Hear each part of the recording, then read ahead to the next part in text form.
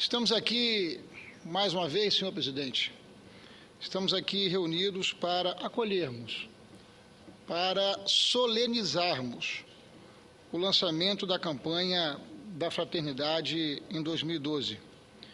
Este ano com o tema Fraternidade e Saúde Pública.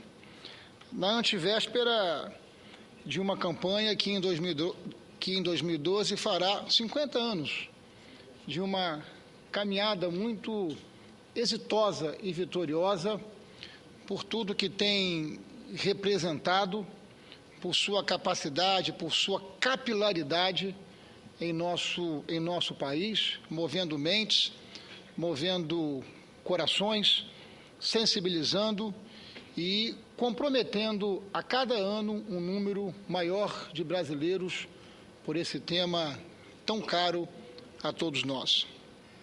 Um tema que confirma a sensibilidade social e a fidelidade da Conferência Nacional dos Bispos do Brasil aos valores humanos e cristãos de igualdade, ética, justiça, liberdade e solidariedade, que revela o compromisso da Igreja Católica com a plena cidadania, com a transformação de estruturas sociais e políticas injustas e com o resgate da enorme dívida que o Brasil ainda tem junto aos mais desfavorecidos, excluídos e oprimidos.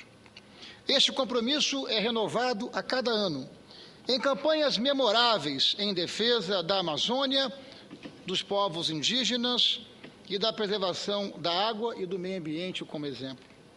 Campanhas que em quase meio século já expuseram as mazelas da segurança pública e da questão fundiária, a tragédia das drogas em nossa sociedade, da falta de moradias, o drama do desemprego e da fome. O convite à ação e à reflexão é dirigido não apenas à comunidade católica, mas a todos os cristãos. Fraternidade pressupõe amor ao próximo, mas também pressupõe união. Como conceito religioso, baseia-se no princípio de que somos todos irmãos, criados à imagem e semelhança de Deus. Mas fraternidade também pode ser entendido como um conceito político.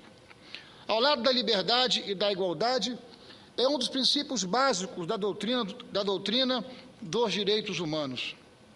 É um dos pilares para a construção de um edifício social justo e democrático.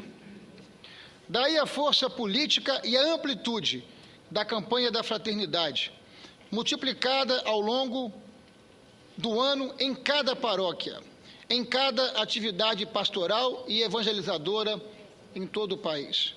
Refletir e agir sobre a realidade da saúde pública no Brasil é refletir e agir para transformar um sistema marcado pela precariedade, por longas filas de espera, por um atendimento muitas vezes desumano.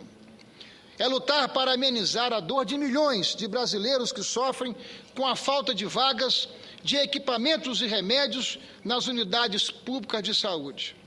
É tentar encontrar saídas, soluções, alternativas, caminhos para a difícil situação em que se encontra a saúde indígena, a saúde dos quilombolas e da população que vive nas regiões mais isoladas, seja nas grandes cidades, seja no campo, no interior do nosso país.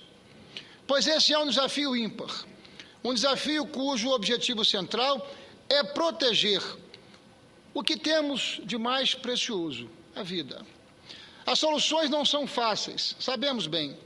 Um passo importante foi dado pela Constituição de 1988, quando o Brasil assumiu a saúde como um dever do Estado e um direito do cidadão.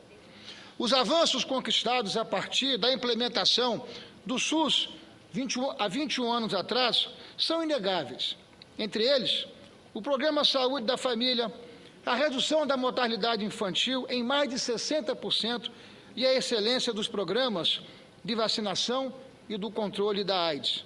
Hoje, mais de 145 milhões de brasileiros têm no SUS a única opção para buscar atendimento médico e hospitalar, de simples consultas a exames laboratoriais, a transplantes de órgãos. Mas é impossível garantir a qualidade de um sistema de saúde dessa dimensão e dessa complexidade com investimentos da ordem de 3,5% do Produto Interno Bruto brasileiro, que resume o conjunto das riquezas que o nosso país produz. Esses investimentos chegam a pelo menos 6,5% do PIB em outros países, com também sistemas universais de saúde, como o caso do Reino Unido e do Canadá. Dados recentes mostram que são as famílias e os planos privados que bancam 56% dos gastos anuais com saúde no Brasil. O poder público, aí incluídos os 3 níveis de governo, respondem por apenas 44% desses investimentos. Num ranking feito pela Organização Mundial da Saúde, o Brasil, que é a 6ª economia do planeta, fica abaixo de outros 71 países no quesito investimento público em saúde. A cada ano gastamos, em média, $317 por habitante, 20 vezes menos que a campeã Noruega. Na América do Sul, perdemos para a Argentina, o Uruguai e o Chile. É preciso ainda destacar também a carga excessiva sobre estados e municípios no custeio do nosso sistema público de saúde. Enquanto estados devem, por força constitucional, aplicar no mínimo 12% em saúde e os municípios no mínimo de 15%, a União fica livre para corrigir os gastos do ano anterior pela variação do Produto Interno Bruto. Hoje, a União não investe mais que 7% de sua receita em atendimento médico e hospitalar.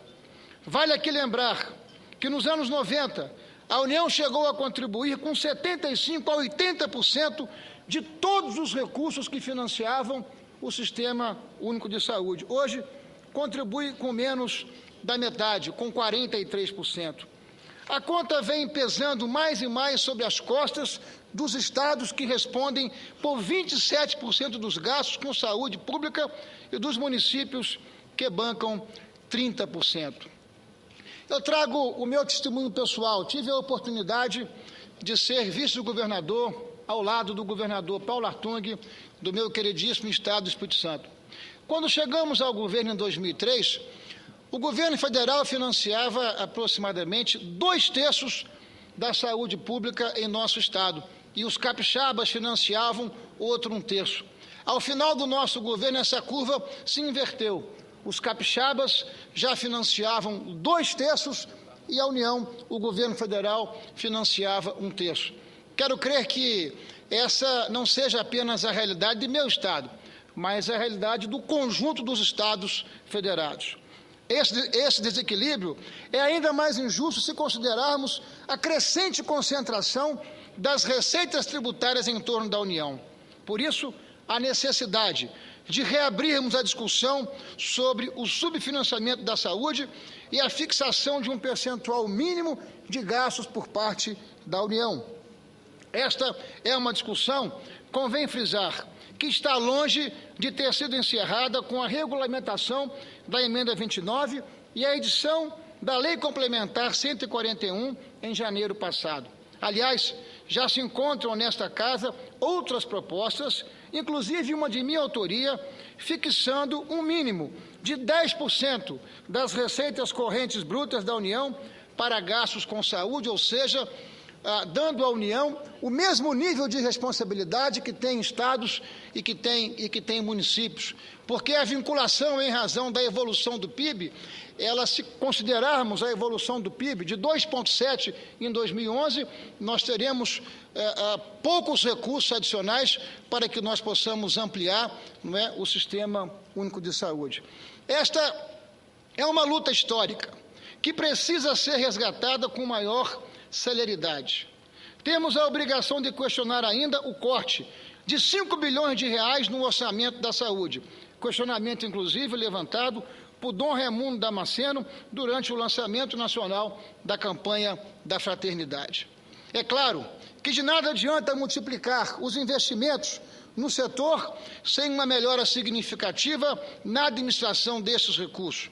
É preciso estancar os desvios e os desperdícios, controlar melhor os gastos, racionalizar processos, ter e cobrar metas de médio e longo prazo. Repito, o que já disse aqui tantas vezes nessa casa: sem uma gestão eficiente, sem uma gestão profissional, estaremos apenas enxugando gelo, não importa o volume de recursos destinados ao Sistema Único de Saúde. Senhoras e senhores senadores, visitantes que nos honram aqui com suas presenças, o grande mérito da campanha da fraternidade é envolver toda a sociedade nesse debate, é deixar claro que a melhoria do sistema público de saúde não é um problema apenas do governo, é um problema que não se resume à esfera política nem pública. Durante o lançamento da campanha, um gestor da Pastoral da Criança, essa entidade formidável, que merece o respeito e a admiração de todos nós, por tudo que tem representado ao longo desses anos na mobilização da sociedade, e, evidentemente, guardando aqui sempre uma homenagem à nossa queridíssima doutora Zilda Arnes, pois esse gestor deu um recado da maior importância. Os conselhos municipais de saúde precisam funcionar de forma plena e efetiva e com participação popular. Levantamento da pastoral indica que os conselhos com apoio popular têm muito mais poder para fiscalizar e defender propostas de melhorias no sistema público de saúde, exercendo sobre os representantes populares o necessário controle social sobre os seus mandatos, porque mandatos não são propriedade particular de quem os exerce. Mandato é uma procuração que você recebe, enfim, da população para que você possa agir naquele tempo determinado. E se faz de fundamental importância ampliarmos não apenas o controle social, mas as formas de democracia direta em nosso país. Também queremos ressaltar aqui o trabalho da Pastoral da Saúde, que há 25 anos vem fazendo um trabalho maravilhoso de prevenção e promoção da saúde em hospitais, asilos, escolas, creches, associações de bairros, sindicatos, conselhos de saúde. Certamente cada um de nós, dentro dos nossos limites, das nossas potencialidades, tem muito que oferecer para a construção de um sistema mais eficiente de saúde pública em nosso país. Enfim, por meio de nossa atuação política, de um trabalho voluntário ou pastoral, seja, enfim, por nossa solidariedade para com os enfermos, que, como bem ressaltou o Papa Bento XVI, muitas vezes sofrem pela solidão e pelo abandono do que pela doença. Que a mensagem da campanha da fraternidade cale fundo em cada um de nós, que ela lance novas luzes para um Brasil mais digno e mais humano, e que a saúde, como diz o lema da campanha, realmente se difunda sobre a terra. Vida longa à campanha da fraternidade. Muito obrigado, senhor presidente. Muito obrigado, senhoras e senhores.